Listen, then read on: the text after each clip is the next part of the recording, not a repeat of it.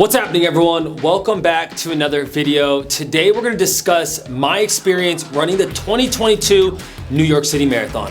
I just want to start by saying it was so much fun to experience New York City for the first time. I met a bunch of other creators that I've kind of been following along their journey through social media, and it was awesome to actually meet them in person. In addition to other people that have been following my journey, as well as just old friends that I haven't seen in a while. I was telling everyone since running New York that if you're a runner, or even if you just enjoy like celebrating or cheering other people on, being at New York City for the marathon is an experience that everyone should do. It's like a bucket list item. If you haven't done it before and you live in New York, live in Jersey, or you live anywhere on the Northeast, I highly recommend at least experiencing it as someone in the crowd or as a volunteer. The energy is unreal. This is my 5th marathon in the past 2 years, and previously I've been on this chase of trying to hit a sub 3-hour marathon. So in that journey, almost every race I've been looking to hit a PR every time, and that's been the goal, that's been the expectation in my mind. But this was the first time where I came into a race, came into a marathon with 0 expectations. Literally, my only goal was to meet as many people, take pictures and videos, and get people in my social media as much as possible, just to share this experience. I think there's something really special about what happens in New York. 50,000 plus runners, over 1 million people spectating, cheering you on. People that don't even know you are literally cheering you on like your family or you're a friend of theirs. And it's something that everyone should experience. I'm so glad that I went into this race without having this feeling that I need to hit a PR. And part of that is I got into this race 5 weeks earlier. My buddy Nick Dio was raising money for leukemia, and he had this really audacious goal of raising $15 million over the next 15 years. And I got super lucky that I got to be a part of his team and raising money for a great foundation. And a lot of that led me into going into this race with 0 expectations, which I'm really glad I did. I'm a very competitive person, but I've realized that life's not always about hitting a PR or certain accomplishments. Sometimes it's more important to be where your feet are so you can make an impact on people in a positive way. Life is meant to be enjoyed, and it's important to have fun along the way. So many of us put pressure on ourselves to improve and to get faster, to get better, but it's important to just enjoy the moment. I want to talk about a few takeaways I got from running the New York City Marathon that'll help you guys as runners, but also in real life. Takeaway number 1, control the controllables. No one planned to run in the 70-degree temperature in New York City, especially with it being in November. A lot of times it's in the 40s or 50s and it's a cooler day in New York City, but this was one of the highest temperatures that New York City has seen for a marathon. As humans, you and I can't control the weather, but we can control how we prepare for it, whether it's with our strategy, with our nutrition, our sleep and recovery. These are things that are in your control. I know so many runners and people that got discouraged because it was really hot in New York City, and a lot of them either did not finish the race or they didn't hit their goal time. And I think that's something to be okay with, because obviously the conditions were not favorable for the runners. But that happens in everyday life. Sometimes your boss or your coworker doesn't set you up for success, but you can't just put your hands up and complain about why you weren't able to get the job done. And I think that is very relatable in everyday life, in addition to running. Sometimes when you sign up for a race, you can't predict what the weather's gonna be like. You can't predict what the conditions are gonna be like, but as long as you take that mindset of being able to adapt with any adversity or any change that happens, it really does transition into everyday life in addition to your challenges or your hobbies or your sports. Just remember, control the things that are in your power and let everything else go. Takeaway number 2, enjoy the process, not the end result. It's really easy to get attached to the end result or the goal that you might have. But in doing that, sometimes you lose in the present moment of just being where your feet are. And I think as humans, life is moving so fast.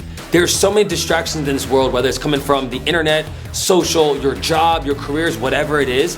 Sometimes we can't even just be present where we are. We're always thinking about, oh my God, this email I need to respond to, this race I need to go to, what mile pace am I at right now? And even in New York City, I felt that. So many people were concerned about their splits or what time they're trying to finish in, that they didn't just soak in the energy of what was happening in New York. It's such a special feeling when you see all these people from all walks of life that are supporting you, cheering you on, other runners coming up to you saying dude, good job, awesome work, all those things. It's really important to just kind of soak that in. And I think that was the biggest takeaway I got from New York.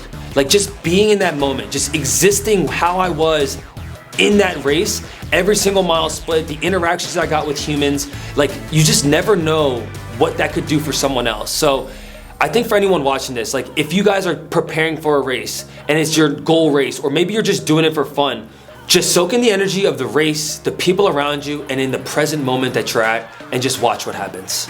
Even during that race, like, I didn't care who was passing me.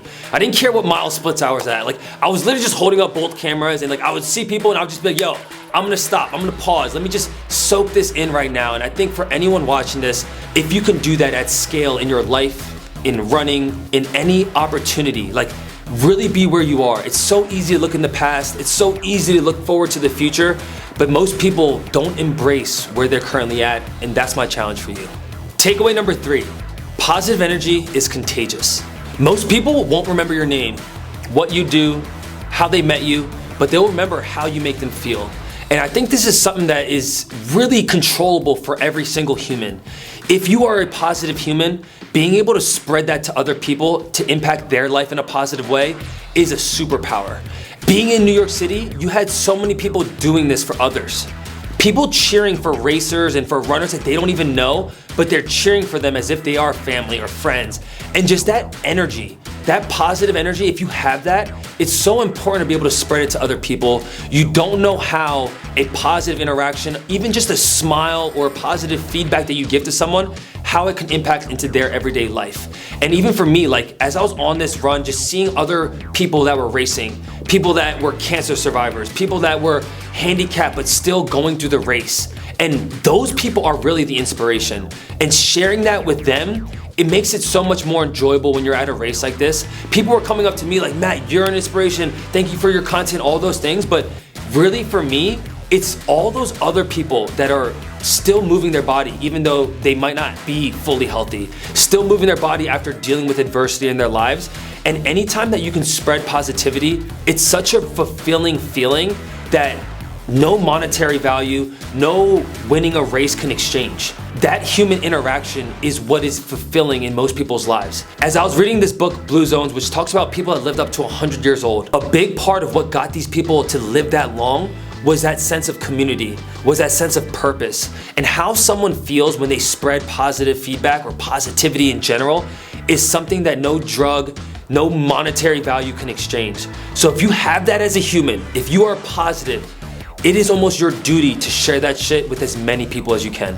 It's a challenge for me to put into words what it was like to be in New York City. I know that these were some good takeaways and it really was a great experience, but honestly, I think that anyone watching this, if you have any motivation to maybe even be a part of it, go experience it for yourself.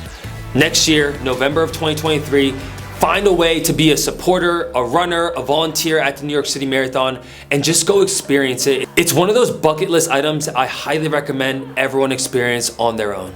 Big shout out to Cuts. A lot of people always ask me what I wear when I am not running, and it's pretty much always Cuts. I love their material. They're always coming out with new styles and keeping it fresh. It's pretty much all I wore during my week in New York City for the marathon and just kind of getting ready for the race. If you guys want to get any of their stuff, check out the link below. Use my code, get a discount, cutsclothing.com, baby.